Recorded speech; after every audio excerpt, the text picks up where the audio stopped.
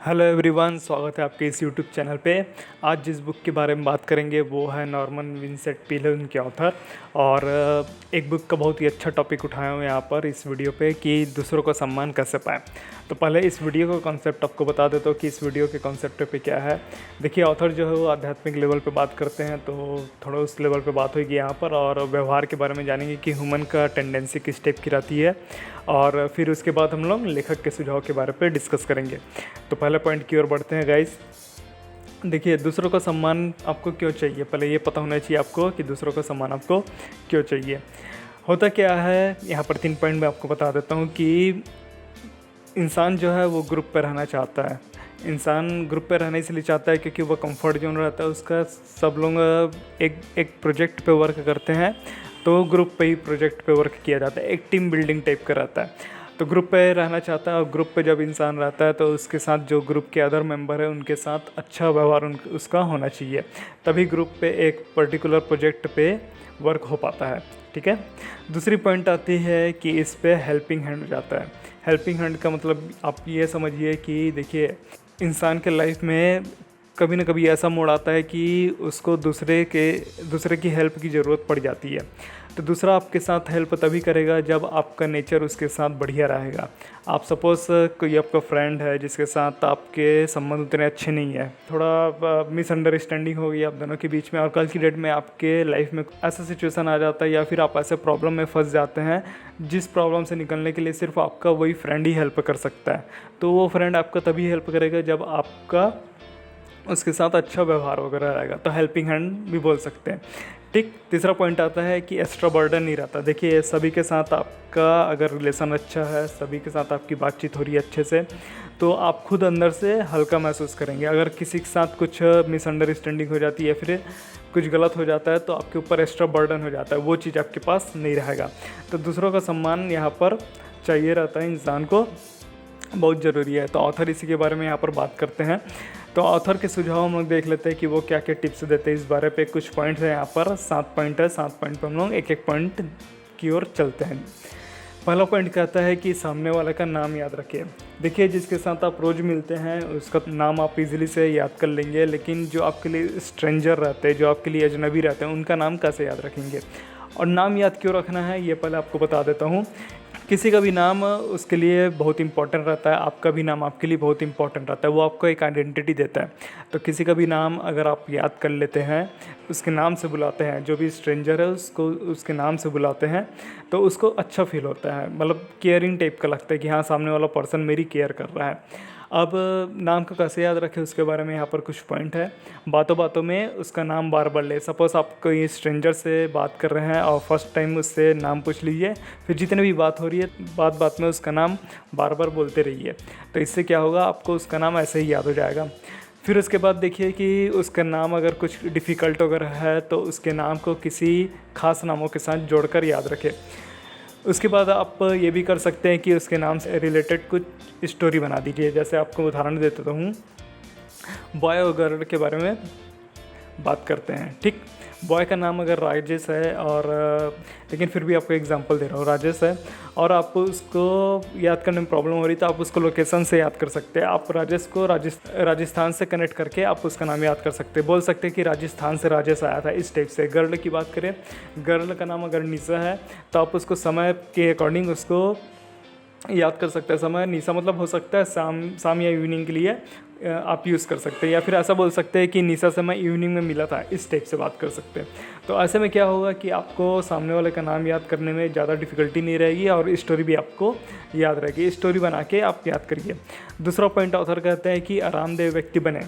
इसका मतलब होता है कि जब आप कोई दूसरा आपके साथ कुछ इंटरेक्शन करता है या फिर बातचीत करता है तो सामने वाले को आप ये फील कराइए कि जब तक आप मेरे साथ हैं तब तक से आपको कोई लॉस नहीं होगा। मतलब दूसरा आपके साथ रहने पर सुरक्षित महसूस करे, उसको किसी भी प्रकार का नुकसान ना हो। उसके साथ ऐसे बात करिए जैसे उसको कंफर्ट फील हो। जितना आप कंफर्ट फील कराएंगे उतना ही आपका रिलेशन जो है अच्छा बनते जाएगा। तो आरामदेह व्यक्ति बने। क्लियर। तीसरा बात है कि विनम्र रहे। इसका मतलब थोड़ा ध्यान से समझ लीजिए, बहुत इंपॉर्टेंट रहता है ये पॉइंट।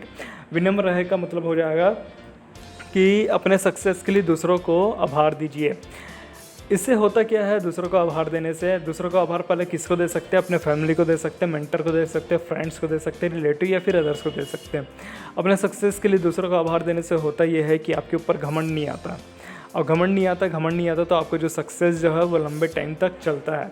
देखिए, आपके लाइफ में 2 टाइप के लोग रहेंगे, जो आपसे डायरेक्ट जुड़े रहेंगे या फिर इनडायरेक्ट जुड़े रहेंगे। डायरेक्ट वो रहेंगे जिन लोगों के साथ आपका इंटरेक्शन रोज़ होता होगा या फिर महीने 6 महीने के बाद पे होता होगा इंटरेक्शन। और इनडायरेक्ट वो लोग हैं कि जो आपके साथ बात ही नहीं करते और ना ही आपको जानते हैं। लेकिन आप अगर सक्सेस होते हैं अपने लाइफ में तो आपका डायरेक्ट इनडायरेक्ट जितने भी लोग हैं उनका कहीं ना कहीं हाथ रहता है। तो आप अपने सक्सेस के लिए दूसरों का आभार व्यक्त कीजिए। जितना आप आभार व्यक्त करेंगे उतना ही आपका घमंड नहीं होगा।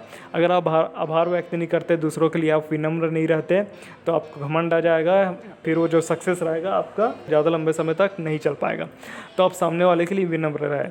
ठीक है, अगली पॉइंट आगे बढ़ते हैं कि रोचक बनिए। रोचक बनिए मतलब बोरिंग टाइप का ना बनिए। रोचक कैसे बन सकते हैं उसके बारे में यहाँ पर डिस्कस कर लेते हैं कि रोचक आप तभी बन पाएंगे जब लोग आपसे कुछ नई चीज़ सीखेंगे। नई चीज़ कैसे सीख सकते हैं, जब आप नई आइडिया पे उनके साथ बात करो। नई आइडिया पे किस टॉपिक पे बात कर सकते हैं आप, बिजनेस के बारे पे उनको बता सकते हो अगर आपको नॉलेज है, करियर के लिए गाइडलाइन कर सकते हो, फाइनेंशियल मैनेजमेंट के लिए यहाँ पर देख सकते हैं, और फिर इन्वेस्टमेंट प्लानिंग वगैरह भी आप जो भी हो आप नई आइडिया पे उनके साथ बात करिए। ठीक है, तभी आप रोचक बन पाएंगे, नहीं तो पुरानी वही घिसी पसीटी बातें करते रहेंगे, सामने वाला भी आपसे बोर हो जाएगा। फिफ्थ पॉइंट कहते हैं कि गलतफहमी दूर करिए। देखिए, कई बार होता क्या है, जो सामने वाला कहना चाहता है और जो हमारे तक उसकी बात पहुंचती है, ठीक है, जो वो कहना चाह रहा है और जो हम सुन पा रहे हैं उसमें अंतर हो जाता है, डिफरेंस आ जाता है। डिफरेंस आने से क्या होता है, गलतफहमी हो जाती है, मिसअंडरस्टैंडिंग हो जाती है। मिसअंडरस्टैंडिंग को दूर करिए। दूर कैसे कर सकते हैं आप, कि जिसके साथ भी मिसअंडरस्टैंडिंग हो रही है उनसे जाके पर्सनली बात करिए। बात करने से ही नफ़रत जो आपका रहेगा सामने वाले के साथ, सामने वाले के लिए जो नफ़रत रहेगा वो निकल पाएगी। ठीक है, अगर आपकी गलती आती है तो उस गलती को एक्सेप्ट करिए कि हाँ, मैं इस पॉइंट पे गलत था। गलती एक्सेप्ट करने के बाद फिर से एक नई शुरुआत करिए। ठीक है, गलत फहमी को दूर करिए। और गलत फहमी तभी दूर हो पाएगी जब आप सामने वाले से बात करेंगे बिना डिबेट किए, बिना बहस किए। ठीक, 6th पॉइंट कहते हैं ऑथर कि लोगों को पसंद करें। लोगों को पसंद क्यों करें, क्योंकि जब आप लोगों को पसंद करते हैं तो लोग आपको भी पसंद करते हैं। आप लोगों के साथ हेट करेंगे तो लोग भी आपके साथ हेट करेंगे। आप लोगों के ऊपर गुस्सा करेंगे तो भी लोग आपके साथ गुस्सा करेंगे। तो जो आप लोगों को देंगे वही चीज़ आपके पास वापस लौट के आएगी। तो आप कोशिश करिए कि लोगों को ज़्यादा से ज़्यादा पसंद करेंगे तो फिर लोग भी आपको पसंद करेंगे। 7th पॉइंट पे आते हैं। यहाँ पर आता है कि दूसरों के कोशिशों पर तारीफ़ करिए। देखिए, होता क्या है, हमारे आसपास बहुत सारे लोग कोशिश करते रहते हैं। ठीक है, उनको सफलता भी मिलती है, असफलता भी मिलती है, मतलब वो अपने कोशिशों पे सक्सेस भी होते हैं और अनसक्सेसफुल भी बनते हैं। अगर उनको सफलता होती है तो उनकी तारीफ़ करिए। अगर कहीं पर वो असफलता उनको मिलती है तो उनको फिर से ट्राई करने के लिए प्रोत्साहित करिए। उनको अगर सफलता मिल रही है तो आप जलिए मत, आप उसकी खुल के तारीफ़ करिए। जितना तारीफ़ करेंगे उतनी ही आपके लिए अच्छे फीलिंग उसके लिए आएंगे। अगर वो असफल हो जाता है तो उसके असफलता पे आप हंसिए मत। ठीक है, जबकि उसको प्रोत्साहित करिए कि और वो दोबारा ट्राई करे। उसको उसके लेवल से ऊपर उठाने के लिए आप ट्राई करिए। जितना आप ट्राई करेंगे उतना आपको भी अच्छा फील होगा और सामने वाला भी सोचेगा कि हाँ, ये मेरे बैड टाइम पे मेरा साथ दिया था करके। तो ऐसे करके आप अपना दूसरों से सम्मान प्राप्त कर सकते हैं। अगर बुक की बात करें तो बुक का जो लिंक है उसको मैं डिस्क्रिप्शन में दे दूंगा। आप कमेंट करके बताइए कि इस वीडियो से आप क्या क्या सीखे, और लाइक एंड शेयर करिए अगर ये वीडियो आपको पसंद आया तो। होप यू गाइस आपको कुछ चीज़ें यहाँ से सीखने मिल गई होगी कि किस टाइप से दूसरों का सम्मान पाना चाहिए। आप जो चीज़ दूसरों को देंगे वही चीज़ आपके पास लौट के आएगी।